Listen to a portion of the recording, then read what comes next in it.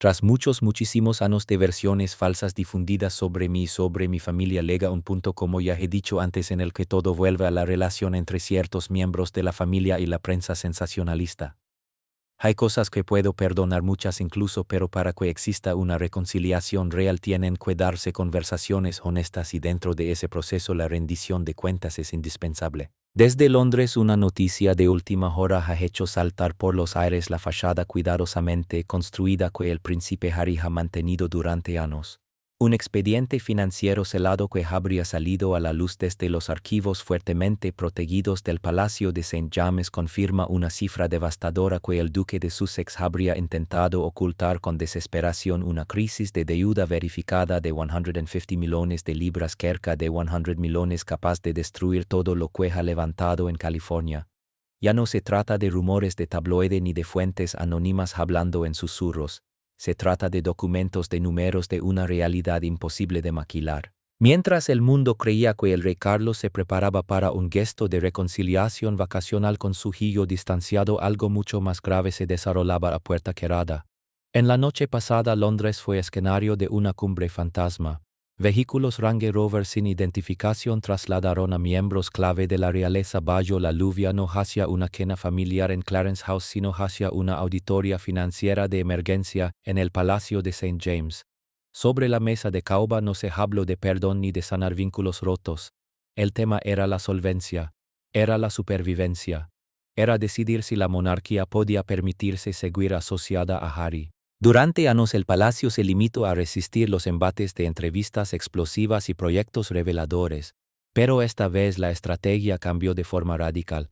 Ante una petición desesperada de rescate financiero para salvar la mansión de Montecito y cubrir deudas crecientes, el príncipe William y los responsables financieros del rey tomaron una decisión histórica, una que resonara en la familia Windsor durante generaciones. No solo se cerró el grifo de los fondos reales, se permitió que los acreedores avanzaran. Se dejó que el llamado sueño californiano se desmoronara ante los ojos del mundo, ejecutado con una frialdad meticulosa. La pregunta que recorre Buckingham Palace esta noche es tan simple como devastadora.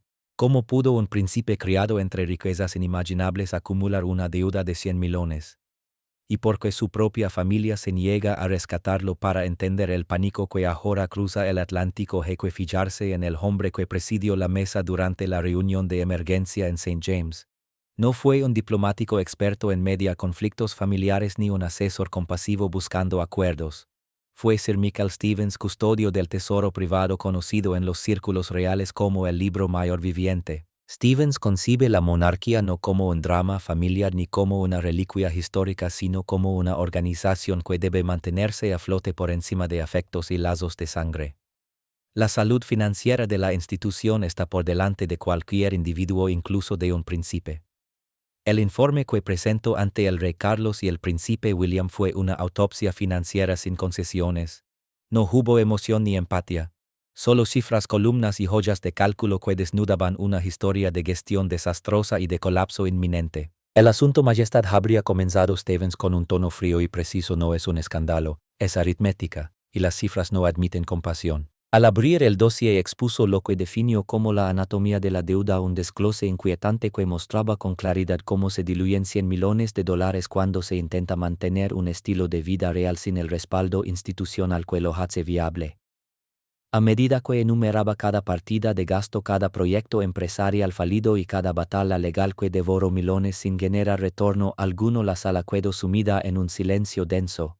El rostro del rey Carlos reflejaba incomodidad creciente, la mandíbula del príncipe William se tensaba visiblemente, y la princesa Ana, que había exigido estar presente pese a la hora tardía, escuchaba inmóvil, registrando cada dato sin pestañear. No estaban presenciando únicamente un error de planificación financiera individual. Ante ellos se desplegaban las consecuencias de haber roto con una institución que durante décadas había funcionado como una red de seguridad invisible incluso para sus miembros más problemáticos. El precio de cortar esos lazos quedaba ahora expuesto sin adornos. El primer golpe fue el ancla inmobiliaria de Montecito, 1465 millones. Stevens señaló la hipoteca aún pendiente sobre la propiedad adquirida en 2020 por más de 14 millones de dólares, de los cuales seguían adeudándose 1465 millones. Sin embargo, lo que heló la sala no fue solo el monto principal, sino las condiciones enterradas en la letra pequeña que los analistas financieros del palacio habían detectado. Todo indicaba que el préstamo estaba sujeto a tasas variables disparadas en la economía estadounidense posterior a la pandemia, justo cuando la Reserva Federal endureció su política para frenar la inflación. Aquella mansión no era un activo pasivo. Según explicó una fuente del palacio, devora efectivo cada mes. El ritmo de gasto es descomunal. Solo los impuestos inmobiliarios en Montecito superan los $200,000 anuales. A ello se suma el coste de un equipo permanente, personal doméstico, jardineros, coordinadores de seguridad, chefs privados, un gasto que asciende a varios millones por año. Incluso el mantenimiento de los jardines, clave para proteger la privacidad frente a drones de paparazzi, supone otro desembolso anual de 6 cifras. Para no perder dinero, esa propiedad exige ingresos propios de una superproducción de Hollywood cada año. Y como señaló Stevens con crudeza, el príncipe Harry hace tiempo que no protagoniza un blockbuster. Los acuerdos con plataformas que debían sostener ese nivel de vida se han venido abajo. Netflix en la práctica dio por terminada la relación tras comprobar que la serie documental no alcanzó las cifras de audiencia previstas. Spotify canceló anticipadamente su contrato y uno de sus ejecutivos llegó a calificarlos públicamente de aprovechados al cerrar la puerta. Los contratos editoriales se completaron, los anticipos ya se gastaron y las conferencias pagadas se han evaporado a medida que el interés del público cae y la reacción negativa crece. Así, la mansión de Montecito pasó de ser un emblema de libertad y éxito a convertirse en un lastre de hormigón que arrastra a la pareja hacia el fondo financiero. Después llegó lo que Stevens denominó el impuesto de la vanidad, 28 millones en honorarios legales, una cifra atribuida a la obsesión del príncipe Harry por litigar y a su impulso constante de elevar a los tribunales cada agravio percibido. La auditoría calculó cerca de 28 millones de dólares gastados en pleitos repartidos en varias jurisdicciones, dinero invertido no en crear activos ni en generar ingresos, sino en abogados que en demasiadas ocasiones no consiguieron las victorias que Harry exigía. Stevens continuó desgranando las pérdidas catastróficas sufridas en los tribunales superiores, deteniéndose de forma especial en el fallido caso Ravec, en el que Harry demandó al Estado para conservar la protección policial financiada por los contribuyentes tras apartarse de sus funciones reales. No solo perdió el litigio de manera contundente, sino que además fue obligado a asumir una parte sustancial de las costas legales de la parte contraria. Millones de dólares terminaron pagando honorarios al mismo gobierno al que había elevado ante los jueces. A esto lo llamamos quemar capital para comprar silencio, habría explicado Stevens con frialdad.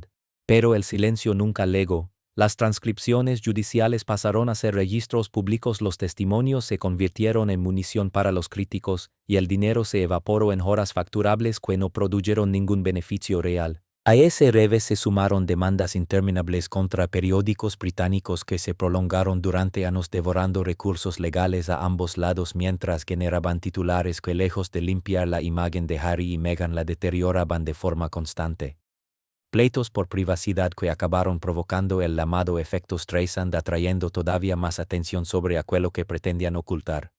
Para los analistas del palacio, la estrategia legal era defectuosa en su raíz.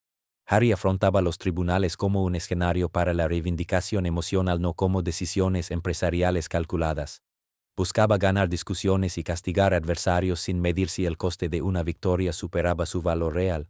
Como señaló un observador jurídico, estaba librando batallas imposibles de ganar en una sala de justicia, porque lo que en realidad perseguía era validación, aceptación y la confirmación de que siempre tuvo razón, algo que ningún juez puede conceder en una sentencia. La revelación más devastadora llegó después. Gran parte de esa guerra legal se financió mediante préstamos y líneas de crédito concedidos bajo la suposición de que la familia real acabaría cubriendo cualquier agujero. Los prestamistas creyeron erróneamente que el rey Carlos Llamas permitiría que su hijo incumpliera sus obligaciones. Esa creencia, advirtió Stevens, está a punto de ponerse a prueba. Luego apareció lo que él denominó la prima de la paranoia, 31 millones en costes de seguridad. Los gastos de protección se han desbocado desde que Harry perdió el acceso a la seguridad de la Policía Metropolitana tras abandonar sus deberes reales.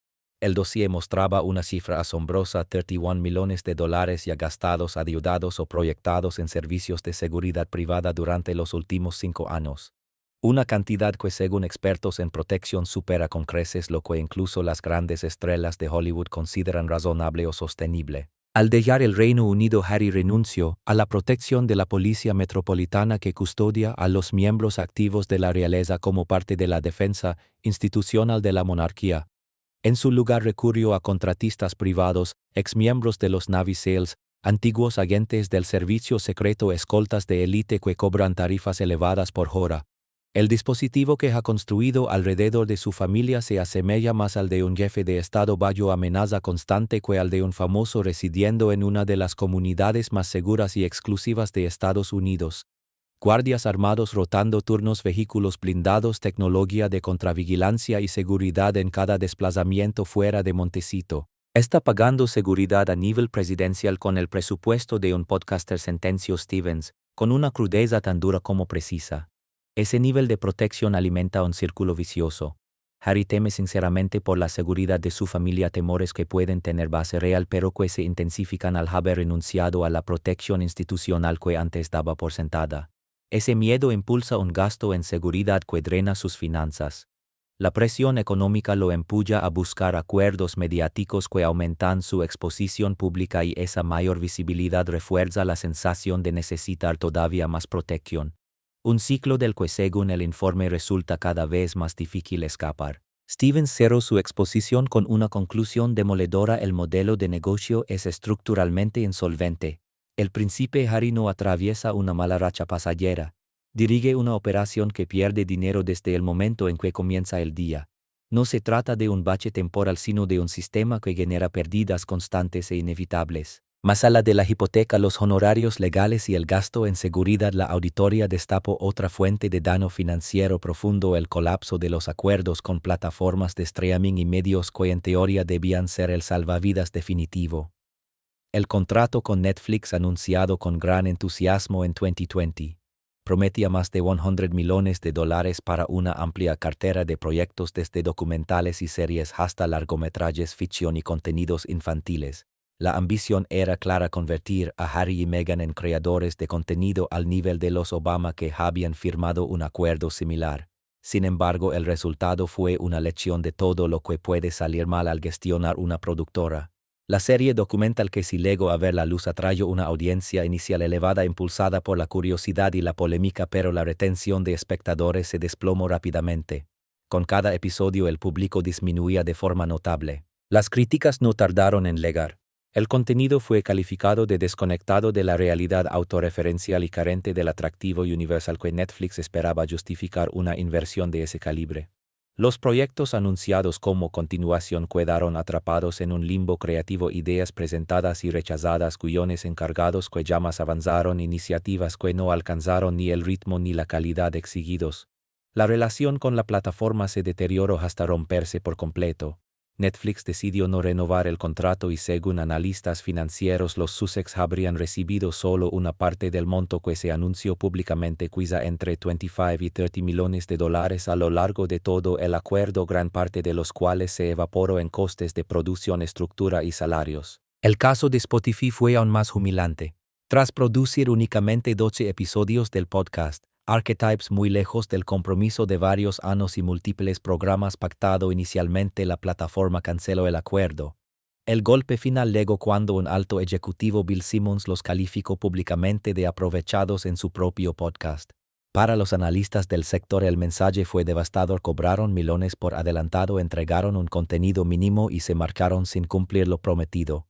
Una reputación así, explican, cierra prácticamente todas las puertas a futuros contratos. El desastre del streaming no solo significó ingresos perdidos, sino oportunidades dilapidadas. Esos acuerdos debían ser el pilar de la independencia económica tras la salida de la realeza. Su fracaso dejó un vacío enorme en el modelo financiero de los Sussex, un agujero que nunca logró ser rellenado. El escenario de la confrontación final añadió un peso simbólico innegable. No tuvo lugar en el ambiente relativamente íntimo de Clarence House, donde el rey Carlos suele tratar asuntos familiares, sino en la Sala del Roble de St. James's Palace, el núcleo histórico de la administración real. Allí se acreditan embajadores, se toman decisiones de Estado y durante siglos se han adoptado las resoluciones más frías y calculadas de la monarquía. Sentados alrededor de la antigua mesa de caoba estaban solo 4 figuras: el rey Carlos III, el príncipe William, la princesa Ana y Sir Michael Stevens. Según los presentes, el ambiente estaba cargado de una sensación de cierre definitivo, comparable a la del célebre encuentro de Sandringham en 2020, pero con una urgencia aún mayor. Carlos, visiblemente envejecido y dividido entre su deber como soberano y su instinto de padre, fue el primero en tomar la palabra. Según fuentes del palacio familiarizadas con el pensamiento del rey, su primera reacción fue profundamente paternal. Al ver la cifra cercana a los 100 millones, Carlos no solo percibió una deuda abrumadora, sino una humillación potencial capaz de manchar a la corona de forma permanente. No podemos permitir que un hijo del rey comparezca ante un tribunal de quiebras en Estados Unidos, habría dicho con un tono cargado de preocupación. Sería un espectáculo imposible de controlar y haría que la monarquía pareciera cruel y vengativa por dejarlo caer tan bajo. Desde esa lógica, Carlos propuso una salida discreta, un acuerdo privado mediante un préstamo significativo de su patrimonio personal para cubrir las deudas más urgentes de Harry. No sería un regalo sino un crédito con condiciones claras de devolución. Todo se manejaría con absoluta confidencialidad, evitando titulares escandalosos. La idea era ganar tiempo, permitirle reorganizar sus finanzas y con suerte construir una fuente de ingresos más estable. Lo ayudamos una vez más, insistió el rey mirando a los presentes. Calamos a los acreedores y evitamos la catástrofe de una bancarrota real que la prensa mundial explotaría durante meses. Sin embargo, antes de que la propuesta pudiera asentarse, el ambiente cambió de forma brusca. La intervención de William fue inmediata y contundente. El príncipe de Gales no miró a su padre sino a las cifras. Pensó en el futuro. En un gesto que dejó la sala en silencio absoluto, abrió su maletín y extrayó un documento encuadernado en cuero negro: la evaluación de responsabilidad comercial. Esto no trata de rescatar a Harry, afirmó con voz serena pero cortante. Se trata de impedir que financiemos nuestra propia destrucción. Su argumento fue implacable, estructurado y difícil de refutar.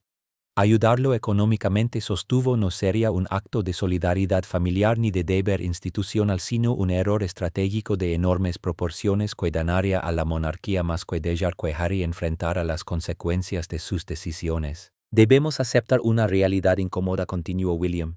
Harry ya no es solo un particular viviendo en California. Es un productor de contenido mediático cuyo principal producto somos nosotros. Su modelo de negocio necesita que nuestra familia aparezca como el villano de la historia. El silencio se hizo más denso mientras describía lo que los analistas del palacio llamaban el problema de los cedos Harry, una contradicción de fondo que hacía inviable cualquier rescate. El engranaje mediático estadounidense que paga a Harry exige que él se presente como víctima. Si intervenimos ahora para salvarlo, explicó William, ese relato se derrumba. Se vería obligado por incentivos contractuales y financieros a fabricar una nueva cuella, a buscar otro conflicto que nos pinte como antagonistas para mantener viva la producción de contenidos. Para respaldar su tesis citó ejemplos concretos. Recordó la entrevista con Oprah que luego, después de intentos de acomodar las preocupaciones de la pareja, señaló el documental de Netflix que lanzó nuevas acusaciones incluso tras esfuerzos de reconciliación privada. Mencionó el libro Spare, que rompió confidencias justo cuando parecía haber cierta estabilidad. Cada gesto de compasión se convierte en un arma, sentenció. Cada conversación privada acaba siendo un capítulo más. Cada ayuda económica se transforma en tiempo para planear el siguiente ataque mediático. Finalmente, William recordó que como duque de Cornualles ahora controla los ingresos del ducado, fondos que históricamente se han utilizado para apoyar a miembros de la familia, incluido Harry. Ni una sola libra del ducado cruzará el Atlántico para subvencionar un estilo de vida construido sobre el ataque a la institución que generó esa riqueza, declaró. Eso no es crueldad, es responsabilidad fiduciaria básica. Luego dibujó un escenario que heló a todos los presentes. Si rescataban a Harry en ese momento, solo estarían aplazando lo inevitable y encareciendo el desenlace. Sus hábitos de gasto no cambiarían. Su modelo de negocio tampoco. En 2 años, advirtió William, estaríamos sentados en esta misma sala enfrentando una deuda aún mayor y con menos salidas posibles. No solo ha incendiado los puentes que nos unían, concluyó, sino que además ha colocado peajes sobre ellos, cobrando entrada a cualquiera que quiera ver cómo arden. Cada intento de reconstrucción termina en un nuevo fuego porque las llamas generan más ingresos que cualquier gesto de reconciliación. El rey dirigió entonces la mirada a la princesa Anaquisa esperando una voz conciliadora. Sin embargo, la princesa real ya asentía alineada con el análisis de William. Ana nunca ha sido conocida por la indulgencia cuando la supervivencia institucional está en juego. Es de hecho la integrante más trabajadora de la familia real con más compromisos anuales que ningún otro. Para ella la monarquía no funciona como un proyecto familiar sentimental sino como una operación casi militar que debe mantenerse operativa sin importar las emociones personales. Cuando hablo evito por completo el terreno emocional. Se centró en el concepto de contagio en el riesgo que el colapso financiero de Harry representaba para toda la institución. El trauma explica comportamientos dicho con tono preciso y contenido. Comprendo las heridas que arrastra por la pérdida de su madre y por las presiones de la vida real y tengo compasión por él. Hizo una pausa antes de rematar su argumento. Pero el trauma no justifica la irresponsabilidad financiera ni mucho menos autoriza a vender la intimidad de la familia al mayor postor para cubrir esa imprudencia. La compasión no puede convertirse en complicidad. Ana levantó el expediente marcado como gastos de seguridad como si fuera una prueba en un juicio. Señaló que se gastaban alrededor de $6 millones al año en protección, una cifra que supera incluso la de muchos jefes de Estado. Esto no es seguridad, afirmó. Es puro teatro y nos están pidiendo que financiemos la función. Luego lanzó una metáfora que cerró cualquier debate restante: la monarquía es un barco de Estado. El capitán no puede permitir que un marinero taladre el casco solo porque diga que está mareado. No se le consuela dejando que hunda el barco entero. Se le desembarca antes de que ahogue a todos. Acto seguido introdujo el término que definiría el resto de la reunión: activo tóxico. En el lenguaje financiero explicó: un activo tóxico es aquel que ha perdido gran parte de su valor y no puede venderse porque no hay mercado para él, pero que sigue drenando recursos de quien lo mantiene. Según su análisis, Harry encajaba perfectamente en esa definición. Mientras permanezca ligado al balance de la familia y los acreedores crean que la corona respaldará sus deudas, la institución seguirá expuesta a sus decisiones financieras y a un modelo de negocio basado en monetizar agravios. Si pagamos esta deuda, razonó Ana, no estamos resolviendo nada. Estamos legitimando su forma de actuar y enseñándole que sin importar el daño causado, la familia siempre cubrirá la factura. Eso no es misericordia. Es facilitar una autodestrucción que pone en peligro a toda la institución. Miro directamente a Carlos con una mezcla de empatía y firmeza. No se puede salvar a alguien que se está ahogando si insiste en arrastrarte con él. El veredicto del activo tóxico cayó con una contundencia definitiva. Ya no se trataba de castigo ni de venganza, sino de cuarentena, aislar un foco de riesgo financiero y reputacional antes de que contaminara a toda la estructura. Con el debate emocional zanjado y la aprobación aunque renuente del rey asegurada, llegó el momento de actuar. Sir Michael Stevens abrió la última carpeta, un documento que nunca vería la luz pública, que no aparecería en el sitio oficial ni sería compartido con la prensa. La historia lo recordará como el Protocolo de St. James. No era un texto de relaciones públicas, sino un manual operativo de separación financiera redactado con la frialdad y exactitud de un plan de reestructuración corporativa. El príncipe William, como principal impulsor de esta nueva estrategia, expuso con claridad los 3 pilares sobre los que se sustentaba el cambio. Cada uno estaba diseñado para cerrar una grieta concreta dentro de lo que los analistas del palacio habían identificado como el modelo de dependencia financiera de los Sussex, un sistema que durante años funcionó gracias a ambigüedades y supuestos nunca declarados de forma oficial. El primer pilar fue denominado el cortafuegos soberano. William lo explicó sin margen para interpretaciones. A partir de ese momento se establecía una separación absoluta e irreversible entre los recursos financieros de la corona y cualquier actividad económica vinculada al príncipe Harry. Quedaba terminantemente prohibido transferir fondos hacia afuera de manera directa mediante intermediarios o a través de apoyos indirectos como inversiones compartidas. No habría excepciones, ni siquiera ante escenarios extremos como ejecuciones hipotecarias, quiebras públicas o situaciones de humillación mediática.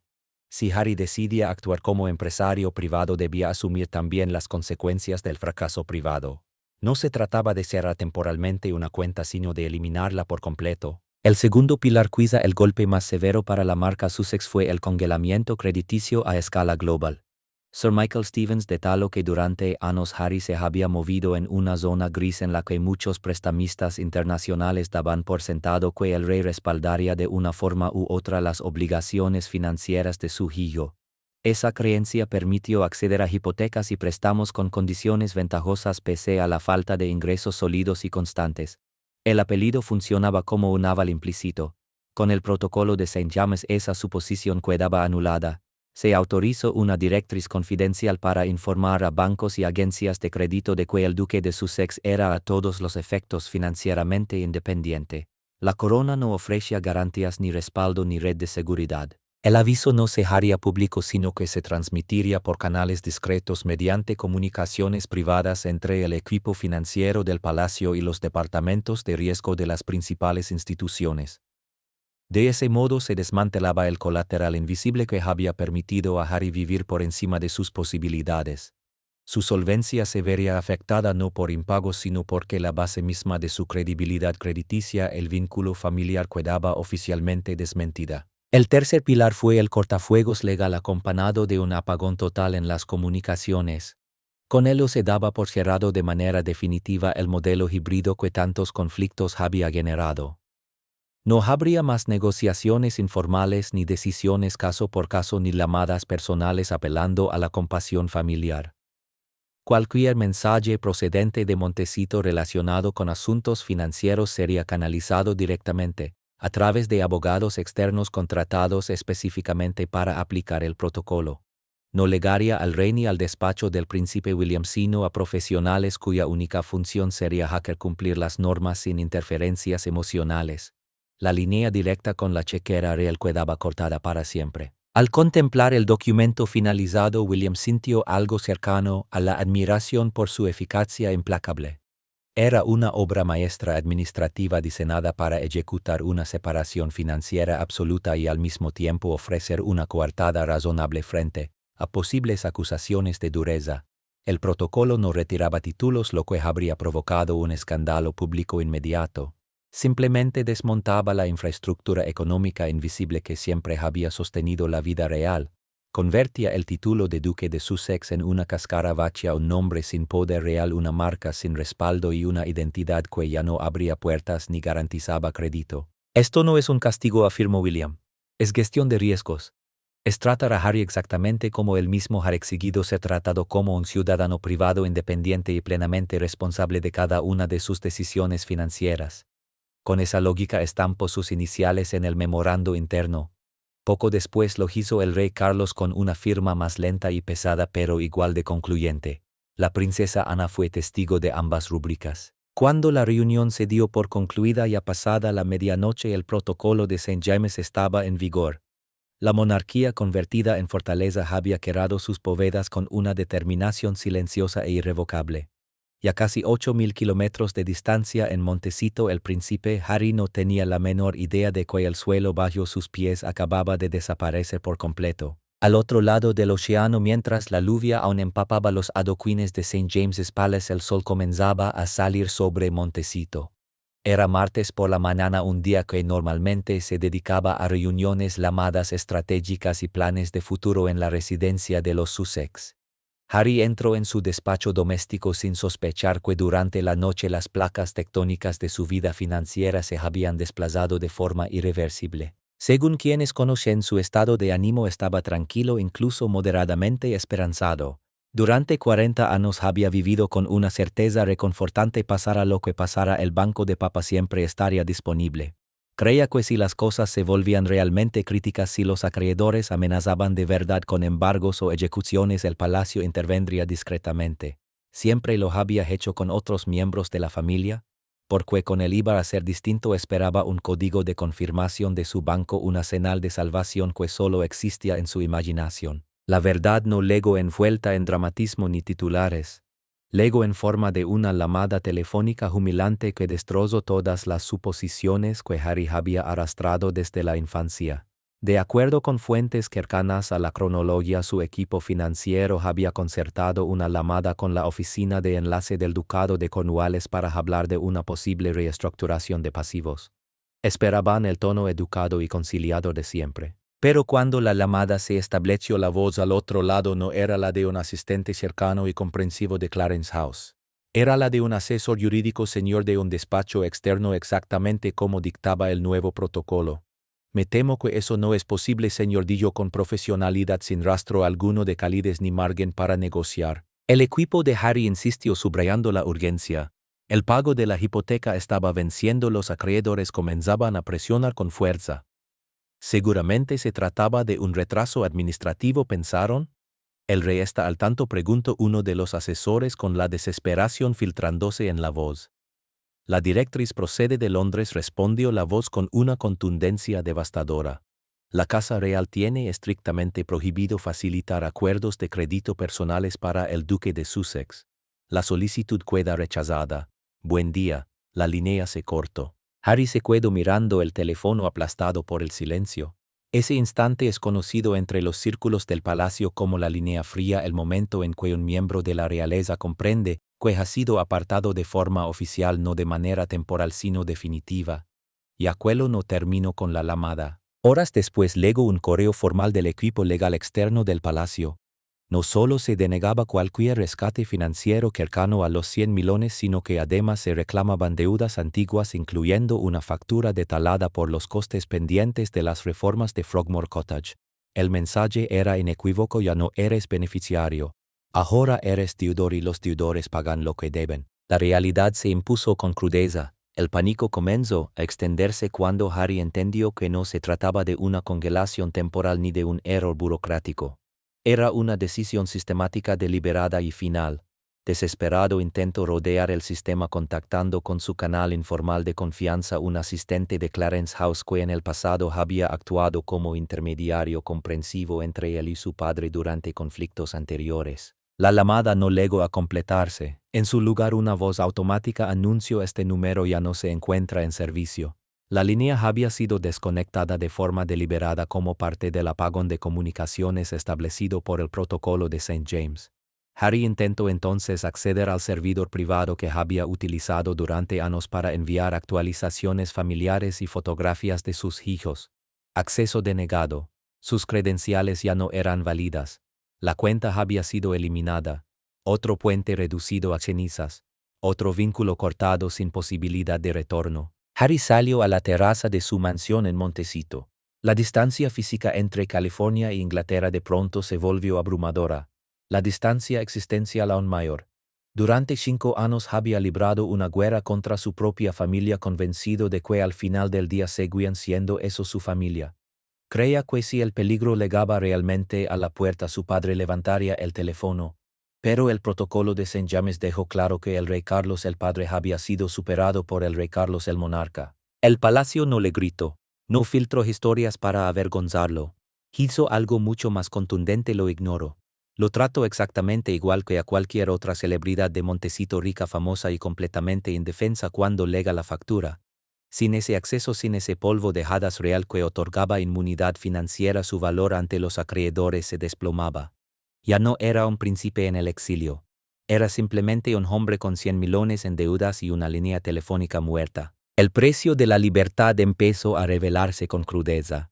Mientras el sol caía sobre las líneas silenciosas de Montecito, una nueva realidad se asentaba sobre Harry. El protocolo de St. James nunca trató solo de una cifra astronómica. En el fondo definía el coste real de la libertad. La lección que emergía de esta crisis era clara: en la vida como en los negocios no se puede incendiar la sede central y luego esperar que la empresa siga pagando los gastos personales. Harry quiso la autonomía de un ciudadano privado, pero exigió al mismo tiempo la red de seguridad de un príncipe. Olvidó que la independencia auténtica implica hacerse cargo de las propias cuentas incluso cuando se apagan las luces. Uno puede elegir su camino, pero no puede decidir cómo quienes quedan atrás protegen sus activos frente a esa salida. Algunos llamarán frío a William por rechazar el rescate. Otros lo verán como un director ejecutivo racional que salvó a una institución histórica de un colapso mayor. Para él, el repuesto se había convertido en un pasivo financiero. Al cortar el cordón, William no destruyó a su hermano. Lo obligó por primera vez a enfrentar las consecuencias reales de la independencia. La era de la red de seguridad real ha terminado. La era de la responsabilidad ha regresado. Ahora el juicio queda en manos del público. ¿Hizo bien la monarquía al tratar a Harry como un activo tóxico y activar el protocolo de St. James?